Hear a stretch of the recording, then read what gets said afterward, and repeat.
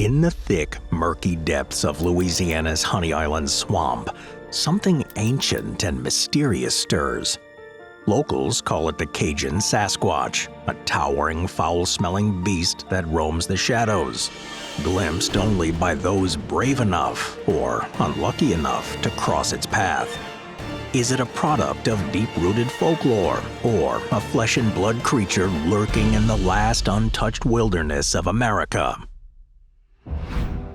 Just a short drive from New Orleans, Louisiana, lies a sprawling expanse of swamp, untouched by the relentless press of urban sprawl, a place where stories stick to the air as thickly as the humidity. Here, in the Honey Island swamp, locals tell of a mysterious figure that stalks the swamp's darkest corners, an enormous, ape-like creature cloaked in dingy gray hair, standing 7 feet tall with fiery yellow or red eyes. Known locally as the Honey Island Swamp Monster, or more colorfully as the Cajun Sasquatch, or la Bête Noire, the Black Beast. This creature has lurked in the swamps of St. Tammany Parish for generations, weaving itself into local folklore and even drawing curious tourists from around the globe. The Honey Island Swamp is often described as one of the last truly untouched wilderness areas in America, and its dark cypress stands and murky waters are a haven for many unusual forms of life. But stories of the monster are distinct, even among these wild places. Those who have claimed to encounter the beast tell tales of a foul-smelling creature whose amber eyes and uncanny silence send shivers down even the most skeptical spines. Among the most notable and enduring accounts comes from a bow hunter named Larry Bueller, whose story exemplifies the strange power of local legends to transcend the boundaries between the natural and supernatural. Bueller's experience happened in the 1980s on a crisp October day during bow season. He and his friend, Danny White, were hunting in a quiet area known as Nancy Flats, a spot just off I-10 as it winds its way through Louisiana. The two men separated, each heading to a favored spot, and Bueller settled himself in a tree near a small ridge scattered with acorn signs. "I'd been there for maybe 30 or 40 minutes, just listening to the birds," Bueller recalled. But as he sat in his perch, something strange happened. The usual noise of the swamp went silent. "I just noticed it got awful quiet, then some time passed by, and this thing come walking up out of the woods, didn't make no noise." Bueller froze as he watched a creature 5 or 6 feet tall, hairy and with coarse grayish-brown fur, emerge from the trees and walk across the clearing about 50 yards from his stand. The creature had long, bristly hair that seemed almost rough, more like hog bristles than bear fur. Bueller noted how it moved silently and did not appear to see him, walking parallel to his line of sight. He watched it for some time, struggling to process what he was seeing. It wasn't a bear. The shape of the head was too flat and its arms were longer than any human's, hanging down almost to its knees. Though Bueller wasn't afraid, he felt a growing unease, a sense that something deeply unusual was sharing the swamp with him. He noticed a peculiar smell, a pungent, almost chemical odor that reminded him of a water moccasin. "It wasn't even dark yet, and me and Danny both picked up our deer stands and left," he said. Over the years, Bueller has shared his experience with locals, some of whom nodded knowingly. "They don't call it Sasquatch," Bueller said with a chuckle. "They call it Rougarou, a swamp monster." In fact, the Honey Island Swamp Monster has its roots stretching back centuries, drawing on the legends of the Choctaw and Homa tribes, whose people inhabited the swamp long before European settlers arrived. According to Native American folklore, a creature known as Letiche lived deep in the swamps, feeding off the land and water and staying hidden from human eyes.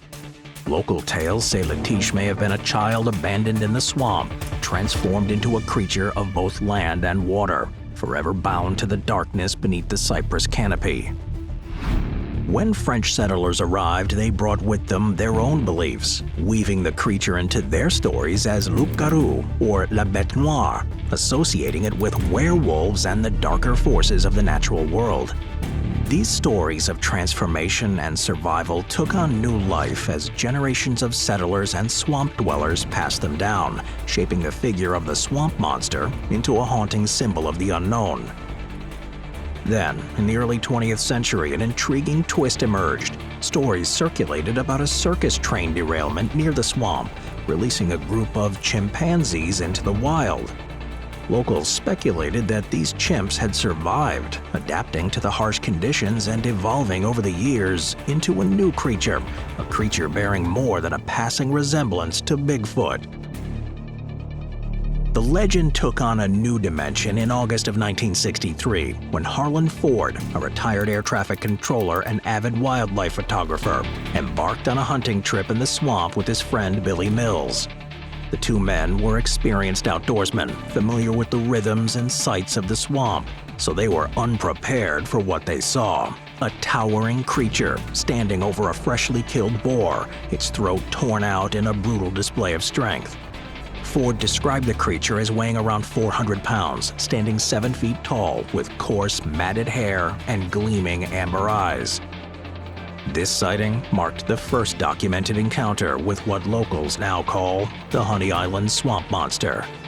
Ford returned to the swamp many times over the years, searching for more signs of the creature. His efforts were rewarded in 1974, when he and Mills discovered a set of unusual footprints deep in the swamp. Unlike any primate tracks recorded elsewhere, the prints displayed an odd four-toed pattern, adding to the mystery and drawing the attention of cryptid researchers. Ford took plaster casts of the tracks, preserving what would become the most compelling physical evidence associated with the monster. Even after Ford's death in 1980, his family continued his search. A reel of Super 8 footage found among his belongings shows a brief glimpse of the creature moving through the dense underbrush, its shadowy figure flickering in and out of focus as it navigates through the swamp. To skeptics, it's inconclusive at best, but to those who believe, it's an essential piece of a growing puzzle.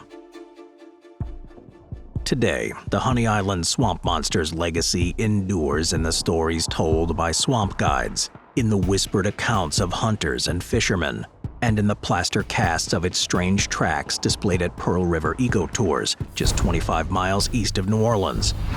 Harlan Ford's granddaughter, Dana Holyfield, has played a key role in preserving her grandfather's findings, donating casts and photos to local museums, and sharing her family's story with those who seek answers. For Holyfield and others, the swamp monster remains a symbol of the unknowable depths of the Honey Island swamp, a place where centuries of history, folklore, and the natural world collide. Local tours often highlight not just the swamp monster, but the broader tapestry of myths and legends that populate the area. Visitors hear tales of pirate treasure buried by Jean Lafitte, of Native American ghosts wandering the swamp's margins, and of eerie green lights that lure travelers to their doom in the swamp's uncharted waters. Yet, despite its role in local tourism, the swamp monster is more than just a spectacle. As Larry Bueller noted, "You can laugh all you want, but I know what I saw." In his memory, the image of the strange creature that crossed his path has not faded. And Bueller is not alone. Reports of sightings continue to trickle in from residents and visitors, adding to the mystery that shrouds the Honey Island swamp. Skeptics, of course, are quick to dismiss these sightings as misidentifications or fabrications. Local ecologist Paul Wagner, who has spent years studying the ecosystem of the Honey Island swamp, notes that no conclusive evidence has ever been found. "There are plenty of animals out here, and sometimes what people think they see is shaped by what they heard," he said. To him, the swamp monster is likely a result of overactive imaginations and the play of light and shadow in the swamp's tangled undergrowth. But even Wagner acknowledges that the swamp is a mysterious place full of hidden secrets and surprises. The creatures that call Honey Island home, alligators, wild boars, and countless species of birds, create a rich and sometimes unnerving tapestry of sounds and sights that can fool even the most seasoned outdoorsman. In the end, the Honey Island swamp monster lives on as a powerful reminder of the boundary between reality and folklore. Whether a relic of a forgotten era, a figment of local imagination, or an undiscovered creature lurking just out of sight, it captivates the human mind, inviting us to peer into the shadows and confront our own fascination with the unknown. For those willing to venture into the swamp, to navigate the murky waters, and listen to the ancient stories that echo from the trees, the experience is unforgettable. As one local guide puts it, it's not about whether you see the monster, it's about feeling the mystery. And that mystery, thick as the swamp's mist and as enduring as the cypress trees, continues to lure people back to Honey Island, hoping to glimpse the creature that walks the shadows.